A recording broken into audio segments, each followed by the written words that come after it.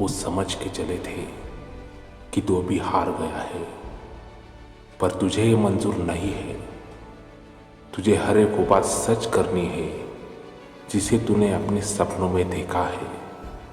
तुझे यह मंजूर नहीं था कि सफलता का रास्ता आसान हो, क्योंकि तुझे तो मंजिल ही ऊंची पानी है।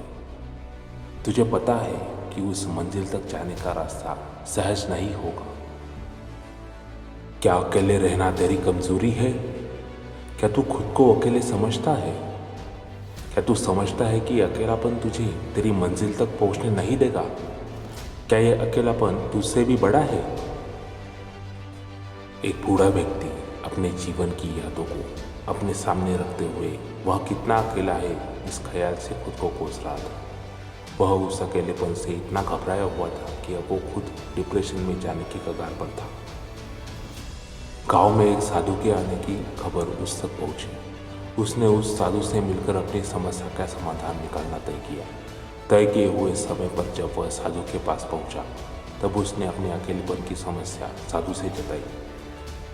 साधु बूढ़े आदमी के सवाल को सुनकर मुस्कुराए।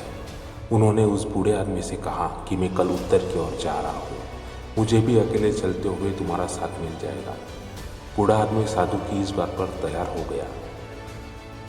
अगले गांव में जब वे दोनों पहुंचे, तब एक भयानक बीमारी से पूरा गांव जूझ रहा था।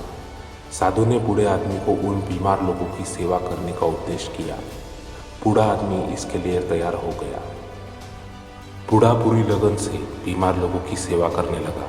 वो अपनी अलग कुटी में अकेला रहता, हर रोज अपना दिन लोगों की सेवा करने में बिताता और दिन खत्म होने के बाद साधु के बताए हुए बातों पर अवलोकन करता।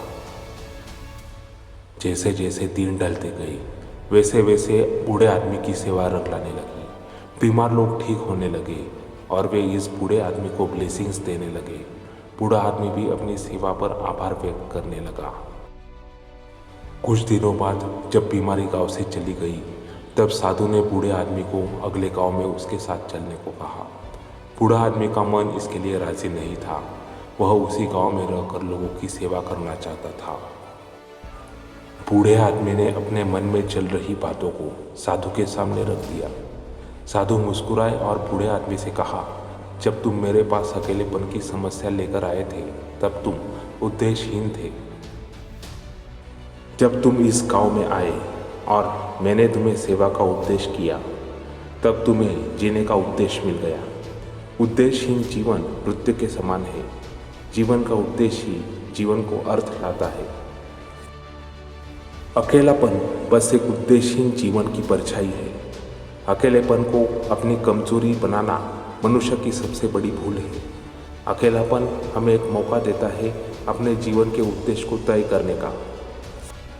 अकेलेपन को अपनी कमजोरी नहीं बल्कि अपना हथियार बना। अकेला ही तो खुद को जान और खुद पे काम करना शुरू कर। तू क्या है और क्या बनना चाहता है, इसका अंतर समझ। दोस्त, इस जिंदगी में तू अकेले आया था और अकेले ही जाएगा। जिंदगी के इस सफर में तुझे मिलने वाले लोग तुझे साथ दे सकते हैं, पर तेरी राह तुझे अकेले ही चलनी होगी। तू इस बात की चिंता मत कर कि तू अकेला है, बल्कि इस अकेलेपन को अपना हथियार बना और काम पे लग जा। आएगा ये जहां तेरे पास तेरे सपने को लेकर एक दिन, क्योंकि तूने इन सपनों को नहीं पर खुद के अकेलेपन को जीता है।